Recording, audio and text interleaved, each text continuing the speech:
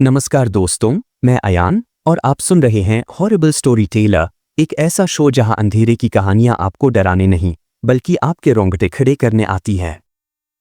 आज की कहानी सिर्फ एक डरावनी दास्तान नहीं है, बल्कि यह एक सच्ची घटना पर आधारित है जिसे सुनने के बाद शायद आप रात में अकेले बाहर निकलने की हिम्मत भी न करें। तो चलिए शुरू करते हैं एक अनोखी हॉरर स्टोरी आपके साथ। गुजरात के सूरत शहर से लगभग 21 किलोमीटर दूर स्थित डुमस बीच अपनी काली रेत, रहस्यमय हवाओं और भूतिया कहानियों के लिए काफी कुख्यात है। ये बीच सिर्फ एक पर्यटन स्थल नहीं है, बल्कि यहाँ का हर कण किसी छुपे हुए श्राप की गवाही देता है।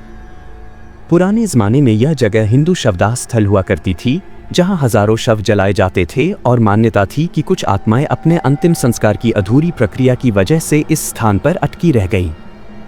इस कहानी का नायक है आदित्य चौधरी, एक लोकल यूट्यूबर और हॉरर कंटेंट क्रिएटर जो सच्ची डरावनी जगहों की सैर करके वहां की ऊर्जा को कैमरे में कैद करता था।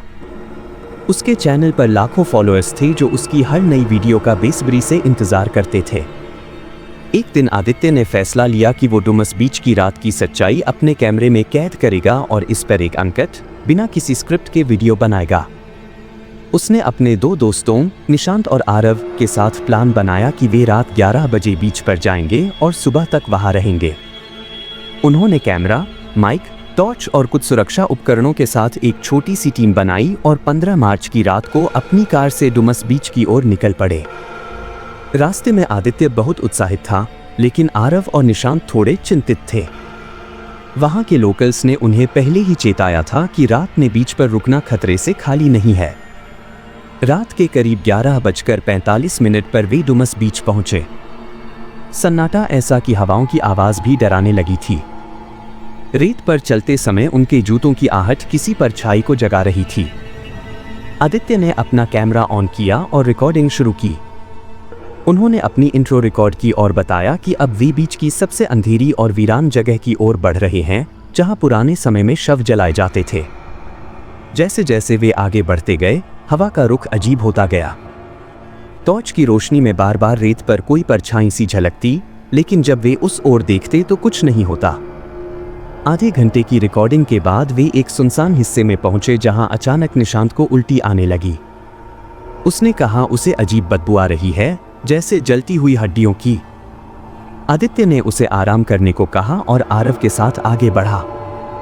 तभी कैमरे में एक धुंधली आकृति कैद हुई, एक महिला की परछाई जो सफेद साड़ी में थी और लहरों के बीच से आकर रेत पर चलती हुई दिखी। लेकिन जब आदित्य ने टॉर्च उस दिशा में घुमाई तो वहां कुछ भी नहीं था। तभी माइक में एक धीमी सिसकी सुनाई दी, जो किसी औरत की थी। मुझे जलाया नहीं गया, मैं अधूरी हूं, मुझे मुक्ति चाहिए। आदित्य और आरव सन्न रह गए। वे निशांत के पास भागे जो अब बेहोश पड़ा था। उसकी नाक से खून बह रहा था और उसके गले पर किसी के नाखूनों के निशान थे। डर के मारे उन्होंने उसे उठाया और वापसी का रास्ता लिया, लेकिन बीच की रेत अब किसी दलदल सी लग रही थी। हर कदम जैसे उन्हें नीचे खींच रहा था। आदित्य ने कैमरा बंद करने की कोशिश की, लेकिन स्क्रीन पर वही महिला बार बार दिखने लगी। उसकी आंखें लाल थीं और चेहरा पूरी तरह झुलसा हुआ। अचानक कैमरे की स्क्रीन ब्लैक हो गई और उसमें से एक काले धुएं जैसी आकृति निकली जो सीधा आदित्य के चेहरे की ओर बढ़ी। उसकी आंखें पलट गईं और वह जमीन पर गिर पड़ा। सुबह जब कुछ लोग टहलने के लिए बीच पर पहुंचे तो उन्होंने तीनों को बेसुध पाया। पुलिस को बुलाया गया और उन्हें सिविल अस्पताल ले जाया गया। डॉक्टरों ने कहा उन्हें किसी मानसिक ट्रॉमा की वजह से दौरे आए हैं। लेकिन आदित्य जब होश में आया तो उसने जो कहा उससे सब हैरान रह गए, वो अब भी मुझ में है। उसने मुझसे कहा कि अगर मैं उसे जलाकर मुक्ति नहीं दूंगा तो वो हर उस इंसान को अपनी कैद में ले लेगी जो उसकी आवाज सुनेगा। इसके बाद आदित्य पूरी तरह से बदल गया। वो चुप चुप रहने लगा, रात को चीखता और कहता वो फिर आई थी। उसने कहा अब निशांत की बारी है। कुछ ही हफ्तों में निशांत की मौत हो गई। वो अपने कमरे में जलता हुआ पाया गया, लेकिन घर में कोई गैस सिलेंडर या आग का स्रोत नहीं मिला। उसकी आंखें खुली हुई थीं और दीवार पर अपने खून से उसने लिखा था मुक्ति नहीं मिली, काली रेत मुझे निगल गई। ये सब सुनकर आरव इतना डर गया कि शहर छोड़कर कहीं बाहर चला गया और आज तक उसका कुछ पता नहीं चला। आदित्य अब एक मानसिक अस्पताल में है और वो हर दिन यही दोहराता है, डुमस की आत्माएं अधूरी हैं। जो वहां रात में जाएगा वो फिर कभी दिन नहीं देखेगा। डुमस बीच आज भी वैसा ही है, सुंदर, रहस्यमय और खामोश। लेकिन उसकी हवाओं में अब भी किसी की सिसकियां घुली हुई हैं और रात में अगर आप वहां जाए तो आपको भी वो आवाज सुनाई दे सकती है, मुझे मुक्ति दो, मुझे जलाओ, मैं अब भी अधूरी हूं।